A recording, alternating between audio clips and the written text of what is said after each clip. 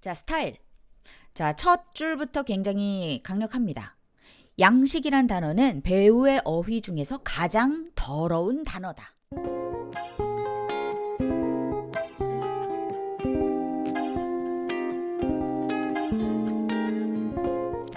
그것은 비평가, 수필가, 역사가들한테 속하는 단어로서 창조 과정에 어디에도 들어맞지 않는다. 그것은 카탈로그나 참고 서적에는 유용할지 모르지만 창조 행위 속에서는 그것이 갓난아이든 또는 극 속의 한 역할이든 양식은 미리 정할 수 없는 것이다. 대부분의 배우들이 양식에 대해서 갖는 오해와 그릇된 관심의 이면에 숨어있는 많은 이유들로 인해서 수세기에 걸쳐서 나쁜 연기와 공허하고 지루한 또는 그저 시끄럽기만 한 연극이 연쇄적으로 발발해왔다. 그러니까 양식에 대해서 이제 연쇄적으로 이제 발발해 온 연기의 그 이유에 대해 말해주는데 제가 이렇게 네 가지로 정의를 했어요. 첫째, 그 한 이유는 배우가 자기의 악기에 대해서 자기의 악기 뭐겠어요? 자기 몸과 정서 이런 거겠죠? 자기의 악기에 대해서 또는 자기 존재를 완전 가동시킬 수 있는 능력에 대해서 오해를 하는 데서 찾아진다. 아니면 배우가 학문적인 교육을 받고서 그것을 잘못 사용하고 있을 때.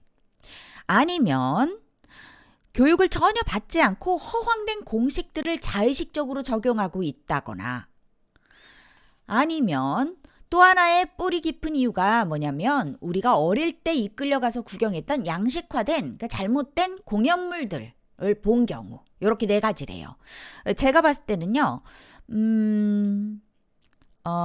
네 가지 다 너무 확률이 높아요. 네 가지 다 확률이 높은데 성우지망생 여러분들의 경우에는 저는 세 번째 교육을 이론 수업 같은 거 전혀 받지 않고 허황된 공식을 자의적으로 사용하는 경우 그 다음 네 번째 텔레비에서 이렇게 하니까 어릴 때 구경했던 양식화된 방식을 그냥 무작정적으로 받아들이는 경우 그러니까 둘 다 교육을 못 받아서 생겨지는 어떤 문제입니다. 우리들 가운데 몇몇한테는 그 영향이 매우 강력해서 그들이 성장하면서도 그런 고정된 선입관에 대해 전혀 묻지도 않고 도전도 하지 않게 되어서 실제로 그들은 사건에 결여된 공연 양식이 작품에 필요한 중요 부분이라고 믿기에까지 이른다. 그러니까 너무 강력한 거야.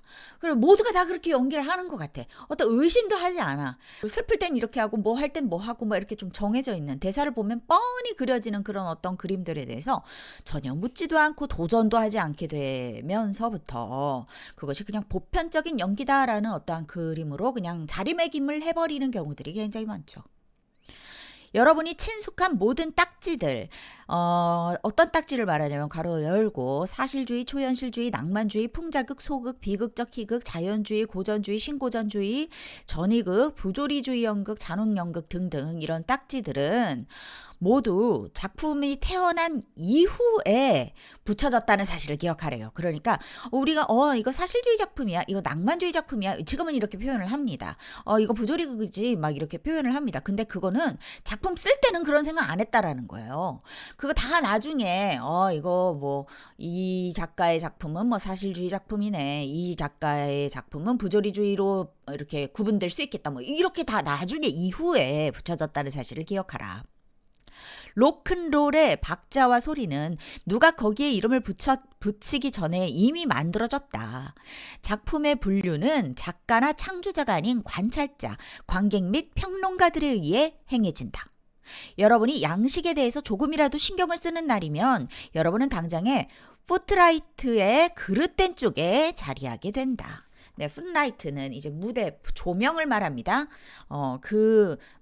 그릇된 쪽이라고 하니까 풋라이트 안쪽에 일어나는 일에 신경을 써야 되는데 풋라이트 바깥쪽을 신경 쓰게 된다. 관객을 신경 쓰게 된다. 요 얘기겠죠.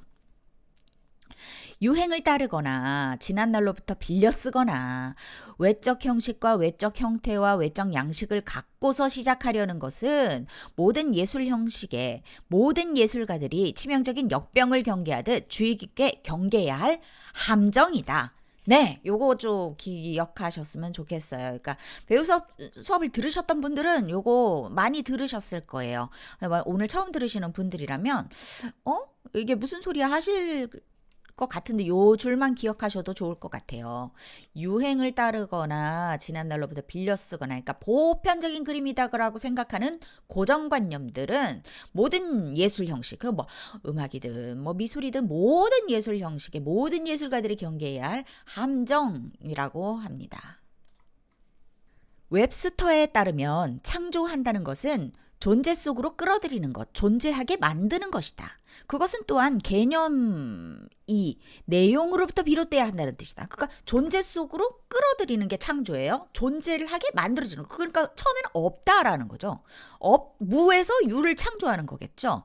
그러니까 개념이 내용으로부터 개념이 생긴다라는 걸 의미한다. 포장의 내용은 그 내용물에 따라 달라진다. 그리고 괄호치고요. 벤 샨의 명저, 내용의 형상을 읽어봐라. 그림에 대해서 얘기를 하고 있지만 한마디 한마디가 배우의 눈을 띄게 해준다. 폴 클리의 현대미술도 읽어보라 하면서 두 권의 책을 소개해주고 있고요. 나는 우타하게는 그림을 연기에 비유하면서 사과를 그리기 위해서는 여러분이 사과에 대해 진술하기 전에 그것에 대한 모든 것을 보고 느껴야 하며 여러분의 진술을 여러분의 기술과 접목시킬 때 여러분의 표시가 들어있는 캔버스를 만들어낼 수 있다고 누누이 얘기했었다. 피카소는 먼저 여러분이 사과를 먹어봐야 한다고 주장했다. 심지어 피카소까지. 피카소 사실주의 작가가 아니잖아요. 그는 소재의 형태를 부여하기 전에 그의 진술을 존재로 승화시키기 전에 그것을 완전히 포착하여 소화해내고자 했던 것이 분명하다. 연극에서 양식의 순수한 결과는 배우의 내면적 외면적 생활로 표현된 극작가의 내용에 대한 연출가의 개념의 산물이다. 자, 요 줄도 이제 제가 적어놨습니다. 양식의 순수한 결과, 그러니까 어떤 스타일은 배우의 내면적 외면적 생활로 표현된 극작가의 내용에 대한 연출가의 개념인 거예요. 연출가가 하는 거지 그 배우가 해야 될 일이 아닌 겁니다. 배우는 그냥 살아있는 거. 네, 배우의 할 일이죠. 진실한 배우가 되고자 할 때 희극과 비극의 차이점들을 어떻게 접근해야 합니까? 이와 똑같이 어리석은 질문이 있다면 인생에서 무엇이 우습고 무엇이 슬픕니까? 라는 질문일 것이다. 거듭 얘기하지만 정직한 배우는 희극을 가르쳐주는 것을 피하기 위해서 등장인물이 해대는 재치 있는 말들을 무시한다. 그러니까 뭐 셰익스피어의 희극 이런 거 생각하시면 될 것 같아요. 코메디아 델라르테, 뭐 소극 이런 것들 생각하시면 돼요. 희극에는 엄청 재치 있는 말들이 있잖아요. 예를 들어 뭐 스카펜 같은 거 생각해 볼까요? 몰리에르의 스카펜 같은 거 보면 엄청 그거 완전 말의 향연이 엄청나단 말이에요. 재치 있는 말들의 향연이란 말이에요. 몰리에르라는 작가의 막 말장난이 기가 막히단 말이에요. 그런데 그 말들이 주는 이제 희극적인 어떤 느낌이 있다라는 거죠. 그는 자신의 삶의 얼마만큼이 주변의 사람들을 즐겁게 해주기 위해서 농담하고 남을 웃기는 데에 쓰이는지 잊어버렸다. 만일 배우가 등장인물로서 무대 위에 다른 등장인물에게 자기의 유머를 나타내 보이는 대신에 관객한테 자기가 얼마나 재치 있는 농담을 해대는지를 보여주려고 한다면 그것은 부정직한 배우다. 라는 거죠. 그러니까 희극 배우니까 나 재치 있는 말 해. 난 희극 배우야. 나 스카팽이야. 내가 스카팽이야. 이런다라는 건 부정직한 배우다라는 거예요. 무엇이 두 사람 사이의 싸움을 비극적으로 추하게 또는 우습게 만드는가? 그것은 싸움의 원인이며 싸움의 목표이며 싸우는 사람들의 관계다. 그게 뭐 우습게 보이려고 장난 이렇게 막 보여지려는 식의 연기가 아니라는 거예요. 여러분은 사랑하는 사람과 몸싸움을 할 만큼 심하게 한참 동안 싸우다가 갑자기 그것이 얼마나 우스운 짓인가를 깨달은 적이 없는가? 여러분의 관계에 정말로 미움이 있다면 그 싸움은 무섭고 추해질 것이며 그 결과는 비극적일 것이다. 만일 어느 희극물이 무겁거나 재미없어진다면 그것은 연출가나 배우가 또는 둘 다가 그 재료 속에 내재된 무언가를 빠뜨렸기 때문이다. 크리스토퍼 프라이의 단막극 너무 자주 살아나는 불사조에서 한 여인이 남편의 무덤에서 발견된다. 그녀는 남편을 애도하고 있고 자기도 죽어서 지옥에서 남편과 결합하기를 희망한다. 매우 상큼하고 재미있는 작품이래. 희극인가 봐요. 젊은 여배우들은 언제나 비극적 연기에 빠짐이 없이 어떻게 남편을 상실한 것과 그녀 자신의 죽음에 대한 소망을 스스로에게 리얼하게 만드느냐 하는 문제로 고심하는 듯이 보인다. 그 역에 적합한 삶을 뽑아내려고 노력하면서도 그들은 대체로 작품의 전체 내용에 비추어서 정말로 중요한 것을 선택하지 못한다. 크리스토퍼 프라이는 죽음으로부터 너무 자주 부활하는 불사조가 삶에 대한 욕망, 즉 삶에 대한 애착임을 제안한대요. 이 여인은 애도하고 있는 동안에 어느 군인, 그러니까 무덤에 왜 불이 켜져 있는지 알아보려고 한밤중에 찾아온 어느 위병과 사랑에 빠져버려요.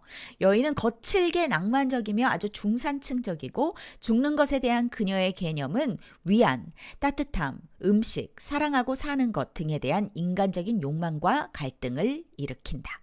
요런 작품입니다. 여배우는 또 죽은 남편이 호머를 대차대조표쯤으로 생각했던 대단히 따분한 남자였다는 분명한 사실을 잊었을 수도 있다.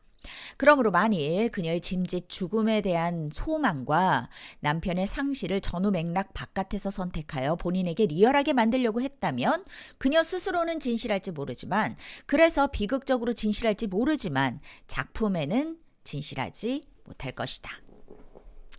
그러니까 이게 뭐냐면요, 여러분.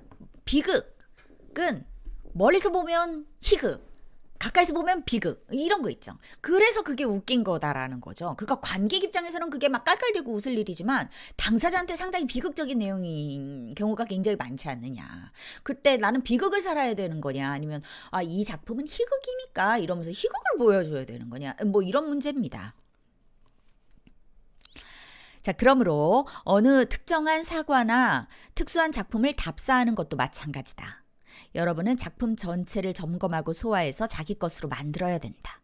여러분이 비평가나 관찰자로부터 양식이 없다라는 비난을 받지 않으려면 여러분의 가장 편리한 욕구를 충족시키려고 작품의 모양을 뜯어 고치거나 극작가의 의도와 내용을 배반해서는 안 된다. 만일 연출가와 배우들이 깨어나 노래하라, 달로 가는 로켓 및 시골 처녀의 내용을 충분히 경험한다면 그들은 공연에서 세 가지 다른 양식들에 도달할 것이다. 근데 세 편 다 클리포드 오디츠가 썼어요. 근데 세 편이 양식이 다르다라는 걸 깨닫게 될 것이다. 그러나 만일 그들이 이거 오디츠 스타일을 위한 작업을 시작할 거야 라고 해서 오디츠 날 이래가지고 새 작품을 막 이렇게 막 연결고리를 막 찾으려고 노력하고 막 이러면 결국 빈 포장만 남게 될 것이다. 셰익스피어도 괴테도 몰리에르도 쇼도 체홉, 입센, 오닐, 베케트, 이오네스코, 브레이트 등 그 밖에 누구의 경우도 다 마찬가지다. 처음부터 나는 등장인물과 작품을 섬겨줄 리얼리티들을 여러분 내부에서 찾아 일할 수 있는 모든 영역들을 분석하려고 노력해왔다. 이 책 처음 시작할 때부터. 이 마지막 당부의 말들은 이제 마지막 당부합니다. 단지 외부로부터 시작해서 내부로 진입하려는 수많은 함정들에 빠지지 않도록 주의를 환기시키는 것에 지나지 않는다. 그래서 우타하기니 마지막으로 여러분들한테 하고 싶은 말. 제가 이렇게 마지막에 정리를 해놨는데요. 요겁니다. 이 책을 통틀어서 우타하기의 당부말만 적어보자라고 한다면 요런 내용들이 될 거예요. 어떤 식으로를 피하라. 양식 어떤 식으로, 누구 셰익스피어 식으로, 체홉 식으로 이런 거 피해라. 오늘의 주제, 스타일의 주제이기도 하고요. 상투적 표현을 피해라. 무엇보다도 연습에서나 공연에서나 작품과 등장인물, 상황, 상징들 또는 메시지 등에 대한 비평을 가하지 말라. 그러니까 막 비평하면서 이 작품 그지 같아, 이 등장인물 이해가 안 돼, 상황 왜 이래, 이러면서 어떻게 이해합니까 그 작품을? 그거 하지 말아야 되는 일인 거죠. 그 작품을 하지 말아야 되는 일이. 배우가 해야 할 일은요, 그 화자를 100%에 가깝게 최선을 다해서 이해하려고 노력해야 됩니다. 이 세상에 있는 누구보다 그 화자에 대해서 제일 잘 이해하려고 노력해야 되는 게 배우가 할 일이에요. 근데 막 비평을 하고 앉아서 나 이 역할 이해를 못하겠는데 그냥 그러면 당연히 대충 연기하고 상투적인 표현을 쓸 수밖에 없지 않겠어요? 그래서 비평가하지 마라. 작품의 내용과 근원을 정밀 조사하고 거머쥐는 동안에 여러분의 본능과 진실 감각 그리고 인간적 리얼리티들에 대한 이해 등을 모두 활용하라. 행동에 있어서는 구체적이고 진실하라. 그러면 행동들이 여러분의 예술적 진술을 대신 소통해 줄 것이다. 현재에 대한 여러분의 보편적인 이해를 현재화시켜라. 진정한 예술가로서 마지막으로 조국을 섬겨라. 그래서 마지막으로 예술이란 무엇인가? 자연물을 인간의 용도에 맞게 변화시키는 기술과 고안이다. 예술가란 무엇인가?